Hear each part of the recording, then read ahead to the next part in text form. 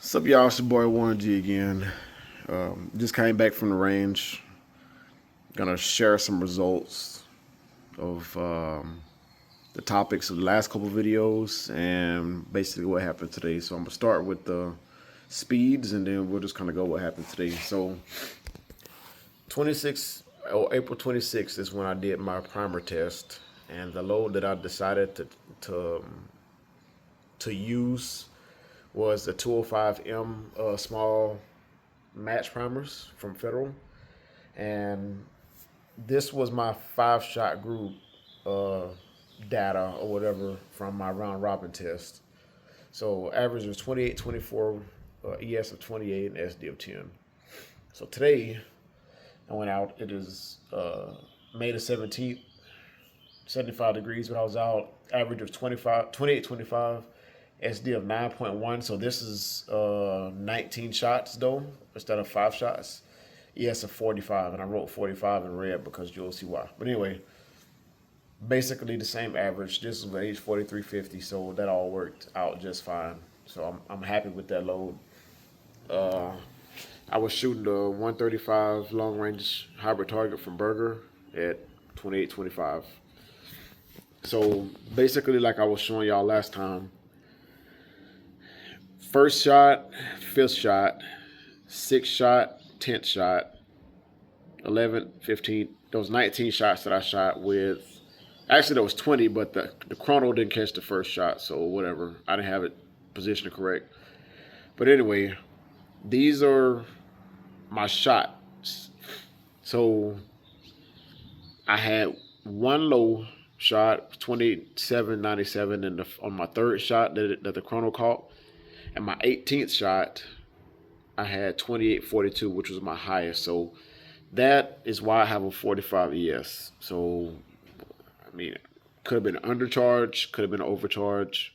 Like I said, I'm literally just letting the charge master like trickle out, and I'm throwing and going. So, like I said, this is H4350 with the Federal 205Ms. I did not put a charge weight because, well, for one thing, it's YouTube, so I mean, whatever.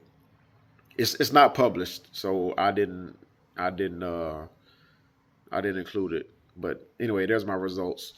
Just want to kind of share this. So my first 5 shots, basically cold barrel, had an ES of 27. That was Y.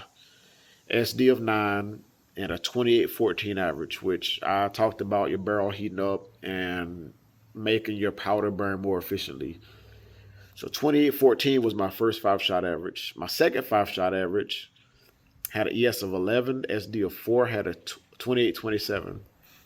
So I sped up 13 feet per second over these 5 shots. Basically the same exact. ES of 9, SD of 3, 28.26 average for the third, for the 11th through the 15th shots. Everything was still adding a little bit of heat.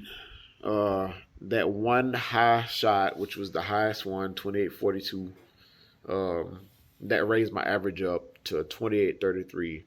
So these 19 shots I shot are the results of this. So anyway, one low, one high, didn't really matter. I took this. I should have wrote my drop data or whatever, which I didn't. But I used the Hornady 4DOF app, and the bullet profile is already in there. I put in all of my conditions using my Kestrel, and I got drop data, and I shot all the way up to 1,075 yards, no problem. And basically the G7, the old way of doing the G7, I got a .315 G7. The 4DOF uses Doppler, and it was within a tenth basically all the way out, so it works just fine. It's accurate. So .315 G7 is what I did for ballistic coefficient. I shot one 5-shot group with my last five BR4 primers, which actually gave me a little bit more speed over the over the 205Ms. I just basically kind of drew kind of sort of like what the target looked like. So I shot 5 shots at it.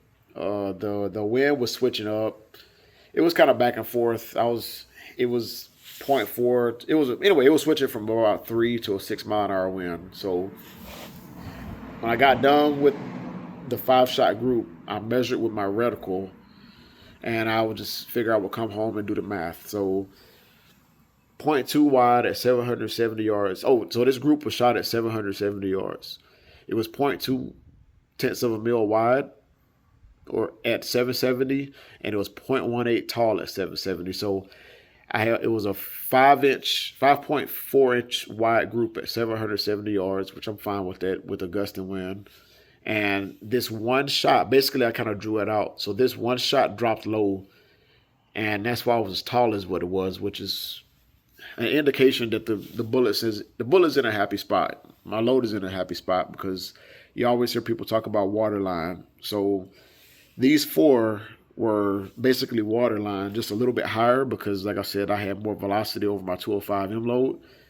But beside this one dropped out 0.5 wide, or 5 inches wide and 4 inches tall.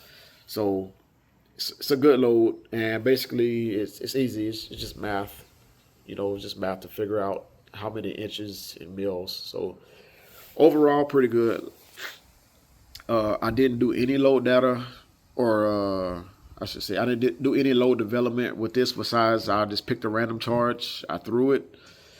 As far as seating depth, all I did was this a method I found where you basically slowly you take the barrel out and you make the bullet too long, and you slowly drop it in until you hear the shoulder of the brass hit the chamber.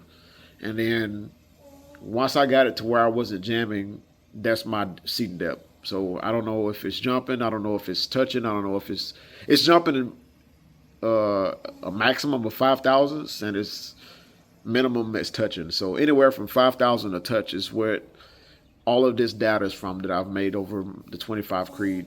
So yeah, like no pressure.